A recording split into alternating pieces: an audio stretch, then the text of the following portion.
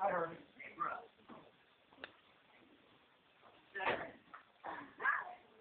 Exactly. The first step is center. Sure.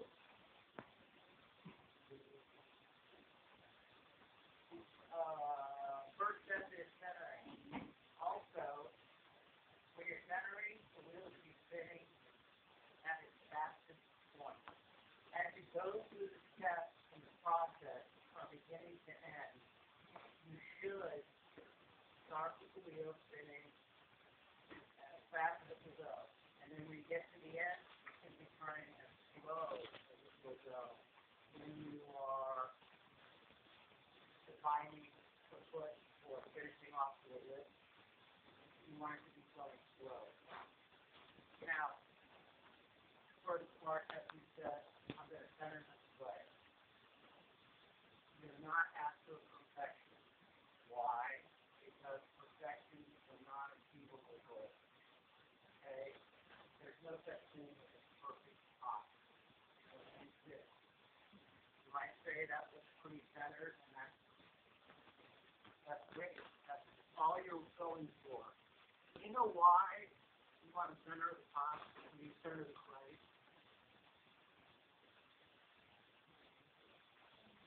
You know what you're drinking. If you don't center the clay, I never thought about it until just now. If you don't center the clay and you go ahead and make the pot, what you'll end up with is one side is real fat and one side is real thin. And that's the result of throwing a pot that's not centered. This takes a while to learn. Depending on everything else says the base, I can test this. It takes a while to learn how to center. So like Mark was saying or whatever, don't beat yourself up for taking a while. Absolutely. We won't be able to work at this high lots of time. I'll try it. We'll probably leave that set up like that for a while. I normally don't throw like something like this. Now the reason that I'm doing this is twofold. One is so that everybody can see or more people can see than if I was down there and all hunched over. Nobody would be able to see what I was doing. The other thing is that it's easier on my back because the more pots that you make, the more work you can do, the more stress it puts on the body. And you want to really limit that.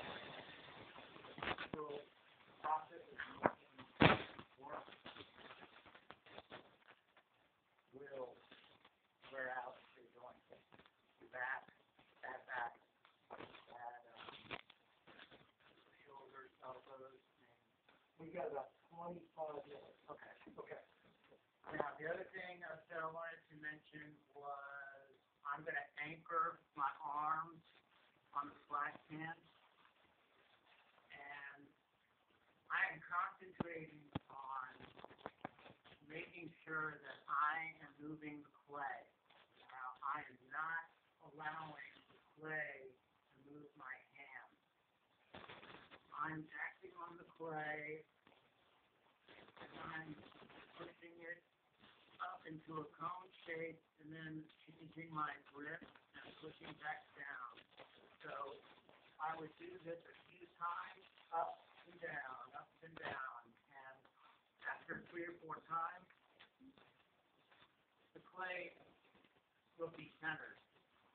You want to make sure that you keep enough water on your hands and on the clay so that it doesn't drag and it doesn't heat up.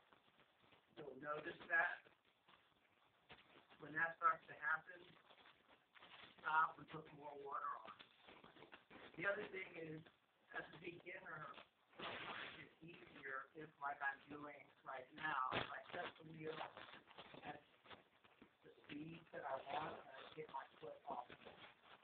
It's really hard when you're doing this to think about anchoring your arm and then trying to keep your foot on the pedal and not make it go slower or faster while you're trying to concentrate on just moving the clay up into this pyramid form within your hand and pushing back down. And see how the end start going like that.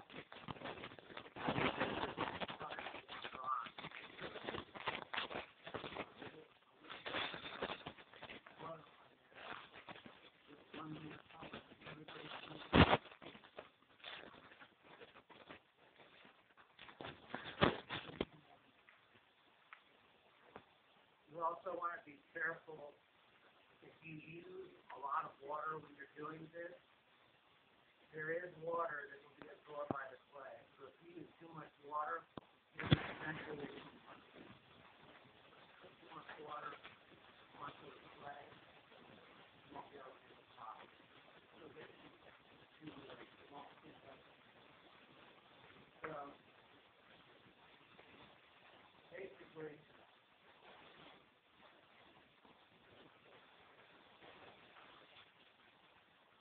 would take it to about right here, say, let's see. I would say.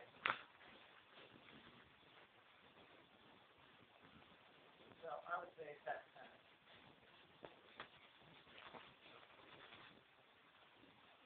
The other thing is, people say, when it's hitting the floor, you can't tell. And spinning, one time you can tell it's really off center now. So, the other thing is, you guys have really nice wheels. You can certainly enjoy. My wheel at home, I have a French wheel, and when I press on the foot pedal, it goes.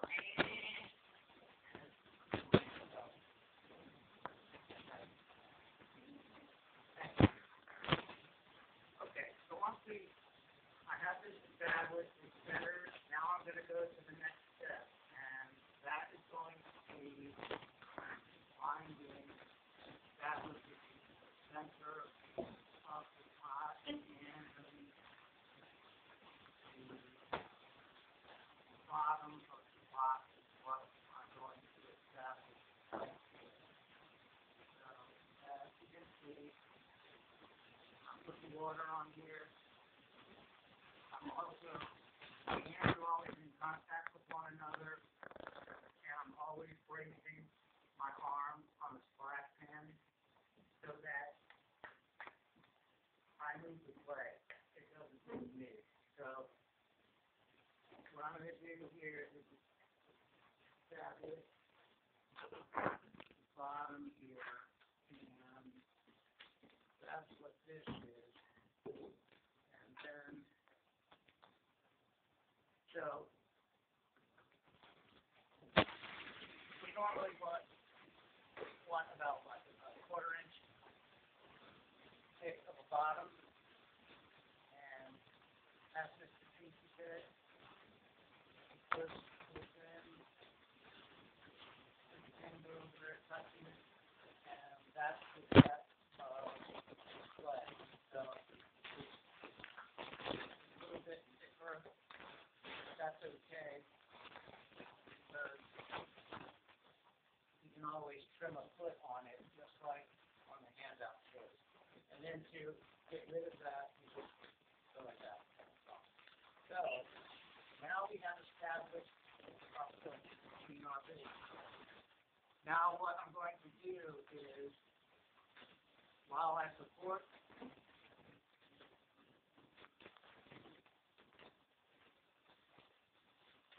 the clay with my right hand, I'm going to start my fingers on the inside, push outward towards my right hand to establish the top.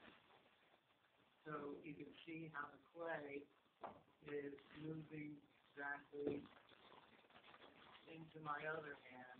My hands are touching one another, so they're stable, and I'm keeping water on the clay so that it slides easily in my hand. So now I have established the foot. So everybody see that, you can come up and look at it closely. Got a nice flat bottom. And this is a good time to show you. I was telling you about wooden tools that I made. This is one of them. And this is why I made this tool. It's to compress the bottom of the clay so that during the drying process it doesn't crack. It compresses the clay and that makes it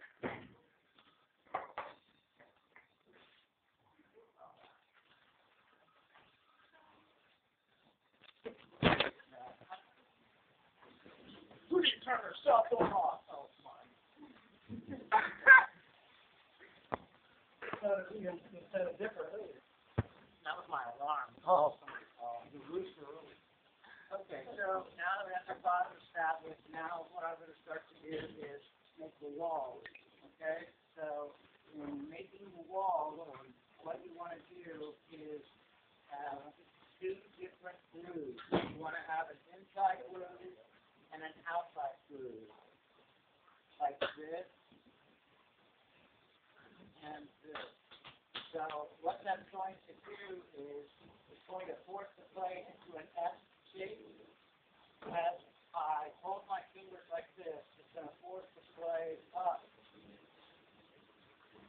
and make the walls come up. So this is why I have the two grooves and why I do this. So now you'll see the walls start to come up.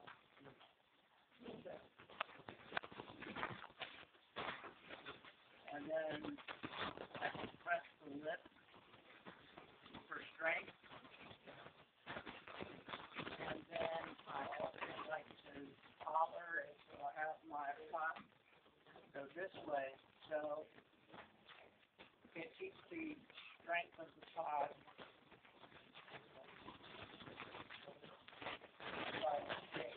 If you do it the opposite way, in other words, if I have too much pressure using my inside hand, this is going to flop. It's all going to come this way.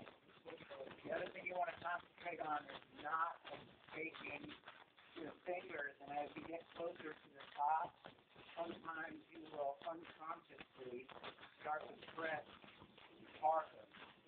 So you'll end up getting a wall like this. And you want to try to avoid that. That's another reason why I then go back and put my fingers on each side of the lip and then press down and compress the lip.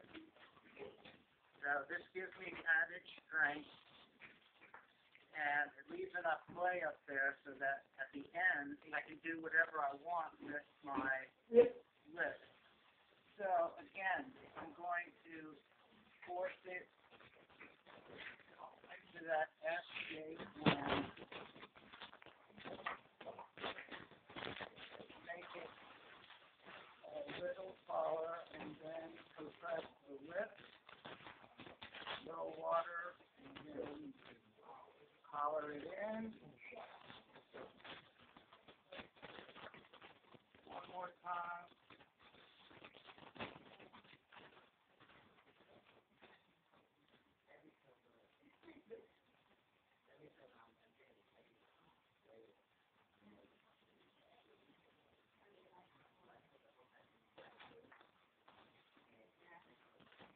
So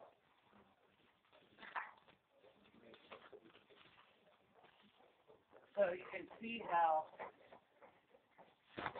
keeping my finger and making it go through that S pattern, and it was then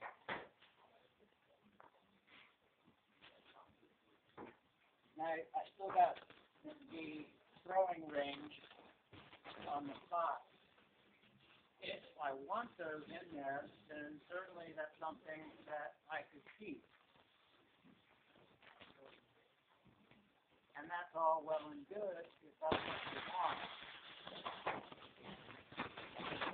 I prefer, number one, I'm going to take this rule that I made, and this is what I use to take the bottom and remove some of this extra clay that I might not necessarily want at the bottom. Oh, the other thing? Yeah, good.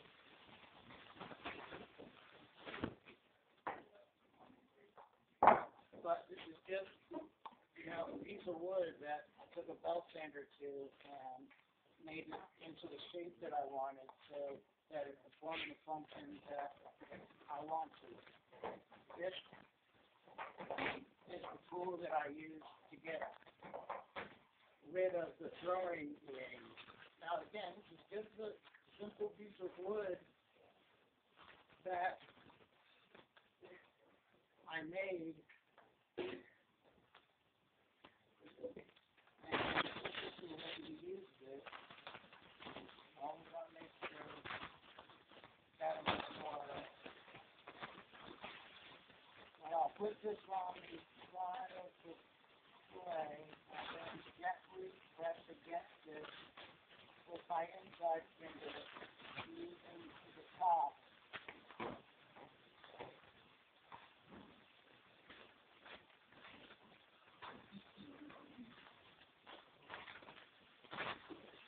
So that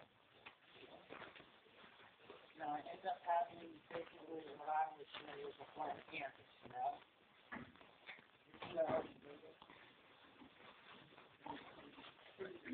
I would say, generally speaking, that I would be done with most of the action of making this pot. Now I'm concentrating or I'm thinking about how I'm going to finish this pot, and I would use this to pull some of that clay off, and this is going to influence how the wire goes underneath it. And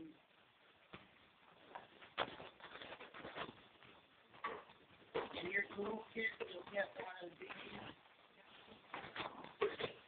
What I did was take the same thing and take 10 units, metal cutter, and just cut it. But the reason I did that is because I wanted a right angle. And what I'm going to do with this is use this metal edge to define the foot, so that when your eye hits this, where you make a line, your eye is going to be attracted to that line. So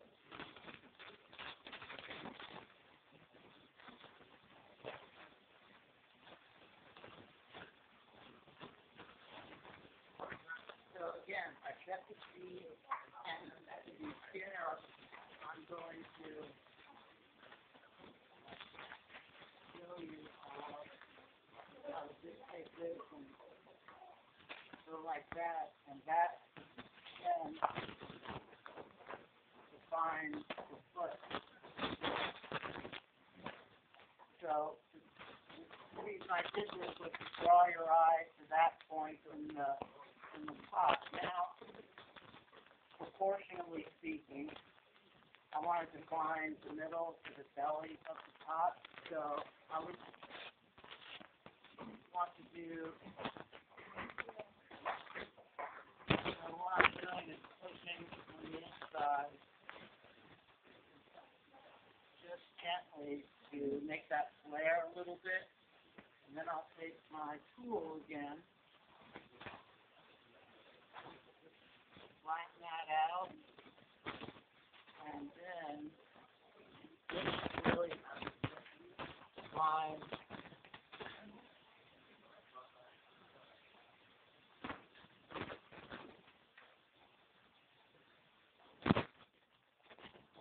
So now, as you see, your eyes drawn to from the bottom to the top of the foot. Now you're looking at the belly or the middle of the spot, and then if you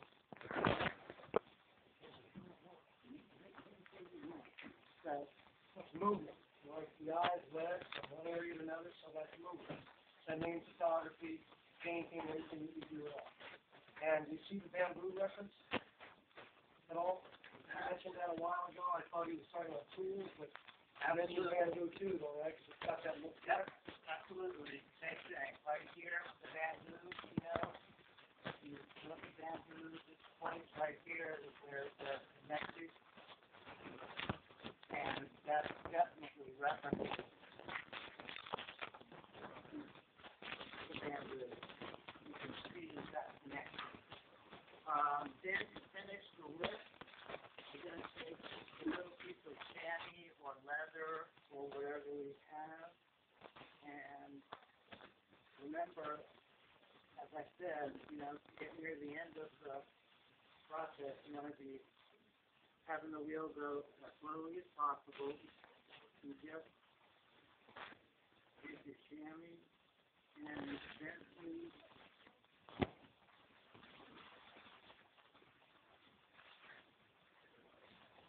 hold it like that, and what it does is it shapes the lip and also makes it smooth so that when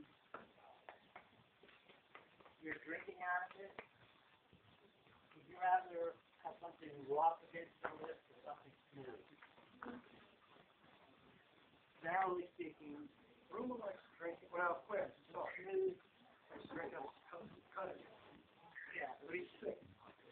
smooth attracts more customers than the Smooth. smooth is. Beautiful. All right, so that's basically a cylinder. You got a mug, okay? So now what I'm going to do is take one of these cylinders that I've made.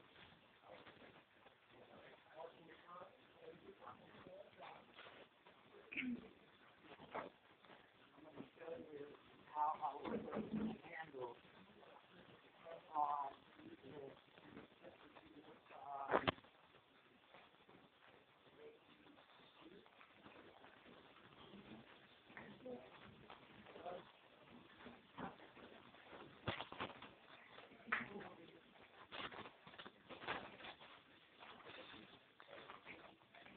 Okay, so there are lots of different ways that you can put a handle on a mug. What I'm going to demonstrate for you is what's called pulling a handle on the mug. So I'm going to basically take some clay, roll it into like a carrot shape, flatten it out. I'm going to score the clay. I'm going to score that. Use a little bit of slip, which is what I'm making right now. I'm going to attach that carrot to the work, and then I'm going to make sure that it's attached firmly to the mug, and then I'm going to pull it while it's on there and make it longer and thinner, and then show you how you can attach it and make it nice and cool. So let me wash my hands and dry them so I can get to that. Okay, keep it clay. So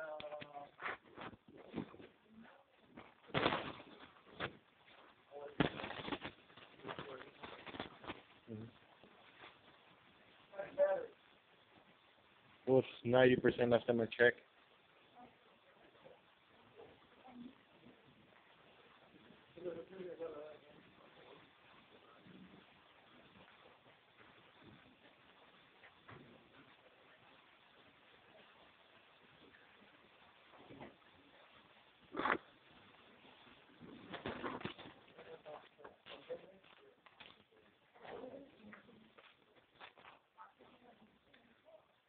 So what I'm doing is basically roughing out the shape of the handle. Thicker where it's going to attach to the pot. Thicker moving to the thinner. So with this pot, I would sit here and think to myself, well, this is a hard pot. Where should I put the handle? Should I start it up here? Should I start it down here? You know, what makes the most sense? You know, that was pretty stupid. Think about a handle coming off and going like that. That seems about right, because what's going to happen, and this is something you think of, is when you have a handle that's attached here and goes like this, what happens is it becomes a balancing point. And a mug, one of the things you should think about is how comfortable it feels in your hand. Does it feel comfortable? Does it pour well? Does it feel good? That's what people, when you're at a craft fair, for example, you have a bunch of mugs, people will come and try a whole bunch of them, and one will feel different than the others, even though you think you've made all of them the same. Take this carrot now, Nope. and I'm going to plaster here.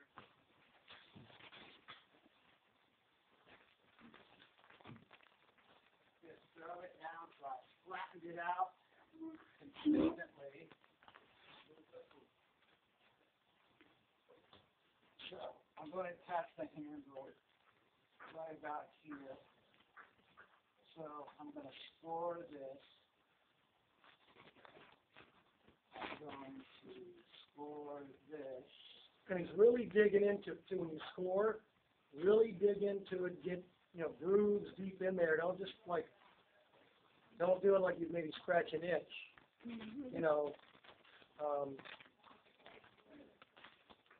Really important to dig it in there. I'm putting some slip on here, which is only, slip is just really wet clay. Even this is in water. So I'm going to use. So do you dry usually your handles out a little bit? Like do you gun them or let them air dry for a few and then you attach them, or do you go with a drier cup and then put a wet handle on? No, I would ideally try to put as close as possible, dry to dry, wet to wet. The more opposite they are, the more possibility that you're going to have problems. So, I would also do the same thing.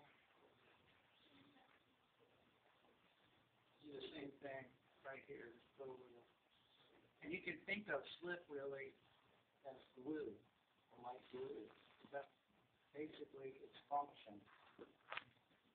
And some people will say the scoring is slip. Some people don't want to use slip or score.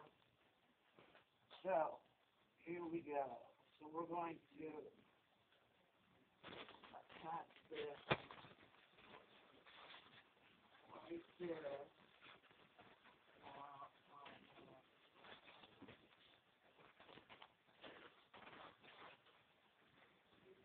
Paying close attention to making sure that when I squeeze this, push it into the pot, that a little bit of slip comes out, and I know I've got a good connection there.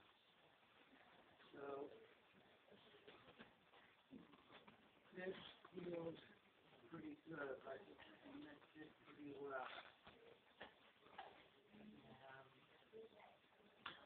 smoothing this out.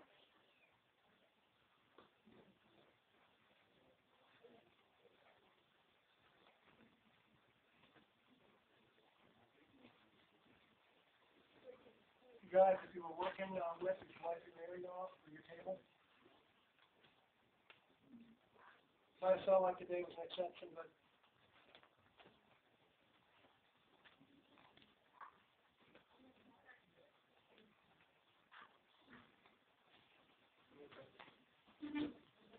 Okay, well, I'm looking for the really cool part.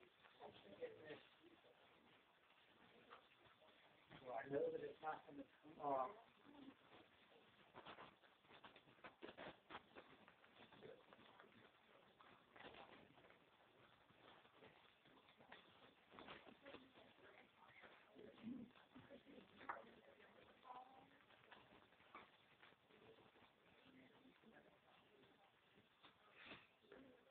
So again, this is poly. Aluminum handle on the top. You remember showing people how to pull it off the phone? Always give some good rolls.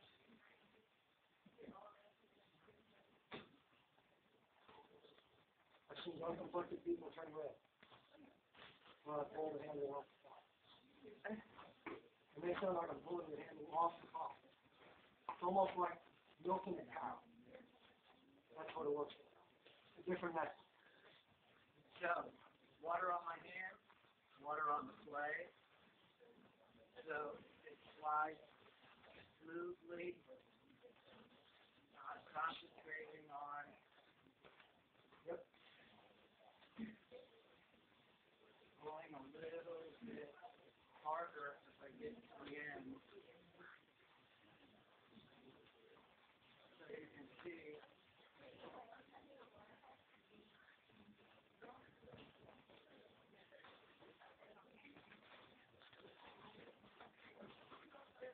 So that I think I would dip it in the bowl. So if he lengthens that, what's he gonna do? Obviously, it'll lengthen, goes right to the other side, the bottom part of the mug, the lid, the belly, foot.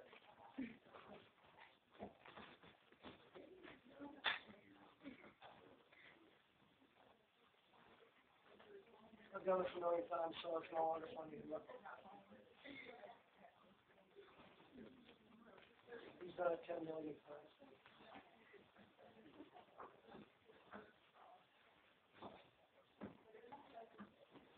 I mean, I'd be truly old if I didn't see the humor.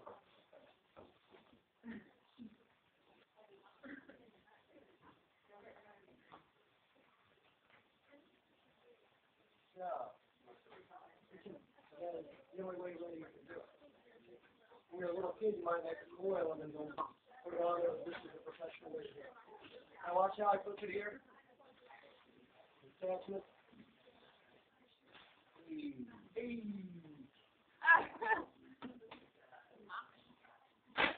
Nice.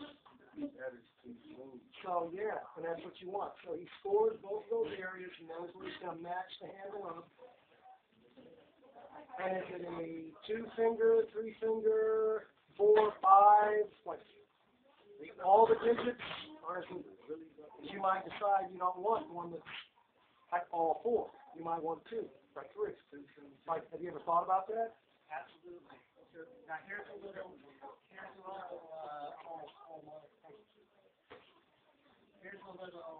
trick that I'll show you that always gets a reaction from customers.